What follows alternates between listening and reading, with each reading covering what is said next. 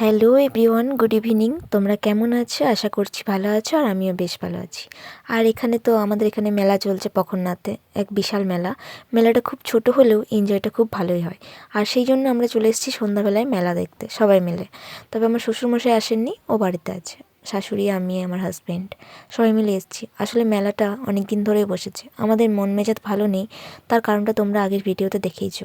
সেই জন্যই আসিনি। যাই হোক, ওর সাথে সব জায়গায় যেতাম আসতাম, তবে ঘরের মধ্যে ওর জন্য তো মন খারাপ করে লাভ নেই, ও তো নিজের মতন এনজয় করছে। যাই হোক, এখানে আমরা দেখতেই পাচ্ছ কানের টানের কিনতে এসেছি। এটা হচ্ছে আমার হাজব্যান্ডেরই একটা বন্ধুর দোকান, তো ভিডিও করছে বলে ও খুব হাসাহাসি করছিল। যাই হোক, এখানে আমি দেখলাম আর দুটো ক্লিপ নিয়েছিলাম। আর আদার্স আমি কোনো কিচ্ছু এত বড় মেলাটাতে কিচ্ছু নিইনি, মানে বেটার জন্য অনেক জিনিসপত্র নিয়েছি। তো তুমি কি খাচ্ছ? মানে 2-3 দিন ধরে মেলা যাচ্ছি, ভিডিও দিইনি। কোথায় গেছিলে? কোথা থেকে নিয়ে এলে? সব মানে যতটা আমি ক্লিপ নিয়েছি সবটাই তোমরা এটার মধ্যে দেখতে পাবে, কি করেছি না করেছি সবকিছু। বাবারে, তো আদি এখানে দেখো এগ রোল খাচ্ছে। প্রথম দিনে রোল, তারপরে মোগলাই, ঘরে সবাইকার জন্য এনেছিলাম জিলাপি, তবে জিলাপিটা আর নেওয়া হয়নি। যাই হোক, এখানে তার পরের দিনে মায়ের জন্য এনেছিলাম রোল, তো সেটা হচ্ছে সেই দিনের।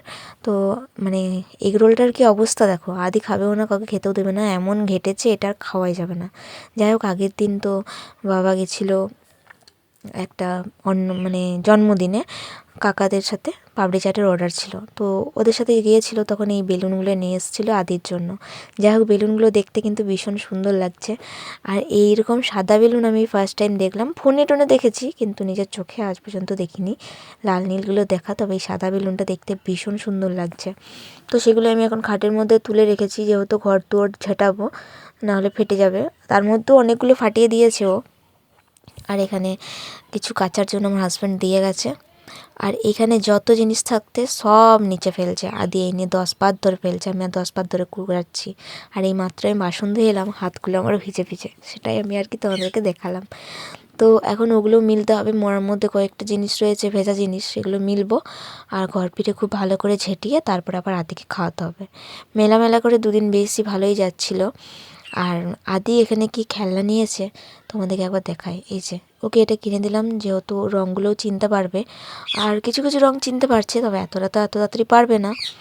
আর জিনিসের যা দাম কি বলবো, মানে তোমাদের সাথে তো আগের দিন কি কিনে এনেছি সেটা দেখানো হয়নি। এই যে এই দুটো কৌটো নিয়েছি, তারপরে ওই যে একটা ব্যাগের মতো ওইটা নিয়েছি, স্কেল নিয়েছি আদির জন্য, গ্যাস লাইট, এই সকল মানে ঘরোয়া জিনিস, ছাঁকনি, এই যে কোটোটা, এই সকল জিনিসই নিয়েছি। আর আমি আদার্স কিছু নিইনি, কারণ এইরকম দিন আমার কোনো দিন আসেনি যেই দিনটাতে আমি কোনো কিছু নিই না।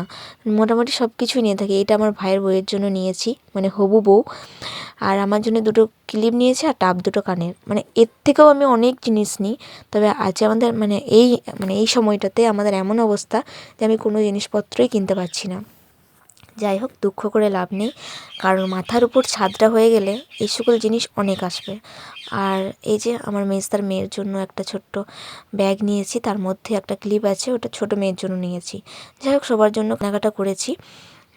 আমার বলা যে মাথার উপর ছাদ হয়ে গেলে আর কোনো চিন্তা থাকে না, ওটা হয়ে গেলে আমি সব কিছু মানে লাইফে সব করতে পারবো। ঘরটা যদি একটু কষ্ট করে নিতে পারি, কারণ এই বাড়ির মধ্যে থাকাটা আর সম্ভব হচ্ছে না। আর এই যে তার পরের দিন আমি বাপের বাড়ি এসেছিলাম, দিয়ে পরে মানে আমাদের বাড়িতে সত্যনারায়ণ পুজো ছিল, তার জন্য এসেছিলাম। আর তারপরে এটা হচ্ছে তার পরের দিনে মেলা গেছিলাম সন্ধ্যাবেলায়, আমি, আমার হাজব্যান্ড, শাশুড়ি মা ছেলেকে নিয়ে আসবে, আর আমরা তার আগে চলে এসেছিলাম। ভাই, মানে ভাইয়ের গার্লফ্রেন্ড, সবাই মিলে আর কি একটা বায়না করেছিলাম যে আজকে চাপবো নাগরদোলায়। তবে দোলনায় চাপতে জীবনে কখনো মানে এরকম হয়নি, এই ফার্স্ট টাইম হলো। দোলনাটা এত বড়, মানে যখন স্পিডে খুবই ঘুরেছে তখন এতটা ভয়, মানে জীবনে কোনো দিন এতটা ভয় পাইনি। আমার হাজব্যান্ডের তো প্রচুর ভয় লাগছিলো, আর তার মধ্যে আবার নেমে পড়ে গা বমি, মানে এত গা বমি লাগছে মানে যে এক্ষুনি আমার বমি হয়ে যাবে, এতটা ভয় লাগছিল। আর এত স্পিডে যাচ্ছিল কি বলবো।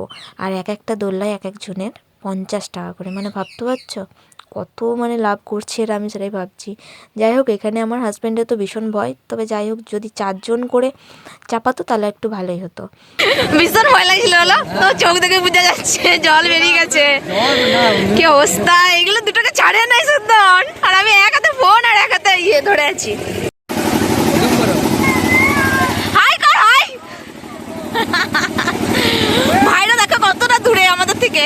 আমরা নামবো, এরপরে আমার বেটা খুব কাঁদছে জানো, নামতে হবে বাধ্য হয়ে, কিছু করার না।